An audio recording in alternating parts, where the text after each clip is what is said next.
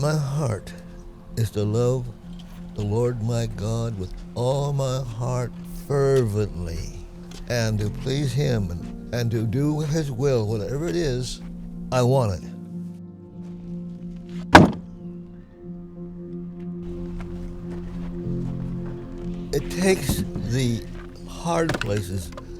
We love the mountaintops, but we have to go down the valleys too if we want to develop and be more like Jesus.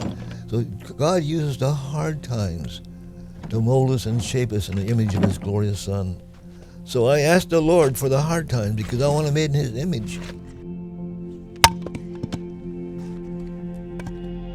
The war, it was a time that God needed me to go through for Him. It was a good training place for me to develop more in the Lord.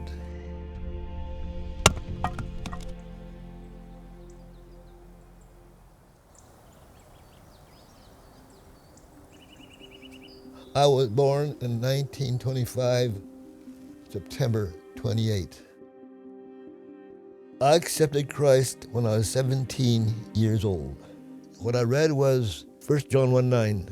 If we confess our sins, He is faithful and just to forgive us our sins and to cleanse us from all unrighteousness. I did that immediately. And God, at the beginning of my life for Jesus when I did that. I was drafted in the Navy in 1943. Back there in those days, in front of the post office, there was a picture of Uncle Sam. And Uncle Sam says, I want you. But I didn't want him. I went to Portland for my examination to go in the armed forces. I'd never been to Portland before, but and they offered me 3 rates, Army, Navy, Marines, and I didn't know which one to take. And so I said, Lord, if it rains in Portland, I'll join the Navy. And sure enough, it rained in Portland, not realizing that it always rains in Portland. I prayed a prayer, oh God, when I went in the Navy. I said, Lord, I don't want to come back when my arms and legs blowed off. So I said, praying that prayer, He put me on the most dangerous ship in the Navy. A landing craft, hits the beach, tanks and trunks come out, soldiers. They're a good target, you're close, and they don't miss.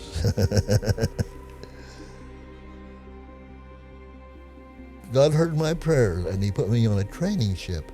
And I didn't see one day of action on there. I was just training sailors how to operate the ship all through the war.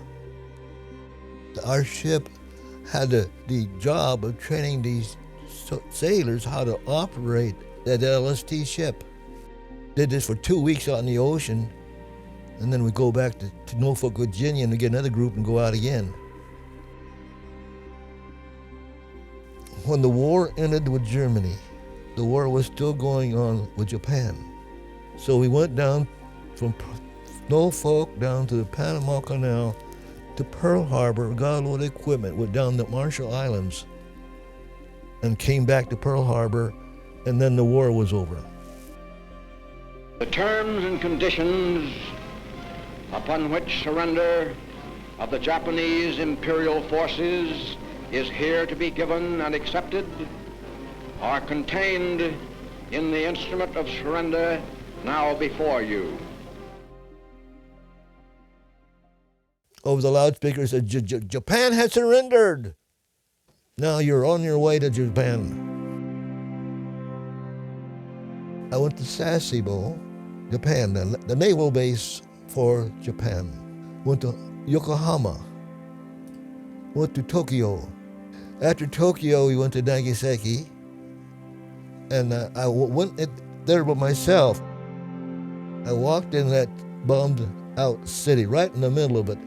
And there's nothing but shell on the ground where men walked and houses were. It was a horrible thing. It was a big valley, and there was no houses standing, no buildings standing. It was all shell and glass on the ground. And that was just a small bomb compared to what we have today.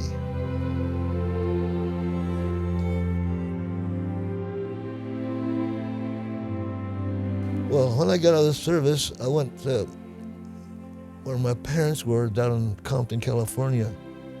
I was there for a little while, and then I met a girl in La Grande, pretty gal. So I decided I'd go to La Grande. And on the way to La Grande, my car broke down in Chemult. The mechanic worked on it, and he talked me into going to Bible school. So I went to Bible school. So it sidetracked me from going to I forgot about going to La Grande, so I went on to Bible school.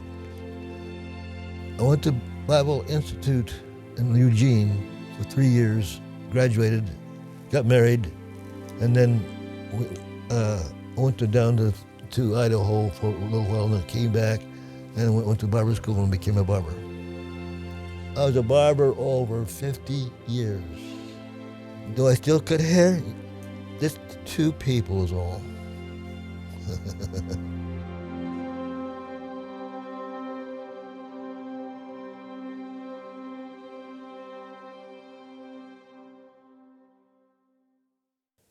See, I don't remember that. It's Wally Holmer here, dressed up like a Navy guy there. I didn't even see that before. This is my second wife. She was a Baptist, and she really loved the Lord, and she was a great lady. I remember we was sitting in bed there in their house, and she looked up to the ceiling. I said, what you looking at, you know? And didn't answer. Then I called the ambulance, took her to the hospital, and from there she went to the hospice and passed away.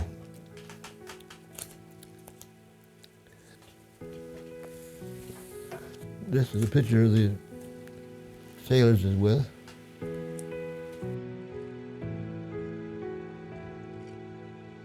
My life was to follow the Lord no matter what. And I take the hard places as part of being in God's will. And that's what I want, is God's will to be done. The thing is, when we see Jesus on that day, we'll sit and look back at the sorrows, the heartaches and pains we went through, we'll say, oh God, it was worth it all. Because I gave my heart and life to Jesus, it just changed me. I wanted to live for God and do what He wants me to do and be what He wants me to be. And I pray that, Lord, you would be glorified in the dance and hide me behind the cross. That's all I live for, is to glorify the Lord and do His will. That's why I'm in this world, is to live for God and do what He wants me to do, and be what He wants me to be, and have an impact on this world, and be part of this end-time army that's going to raise up and go forth with signs and wonders and miracles like the world never seen.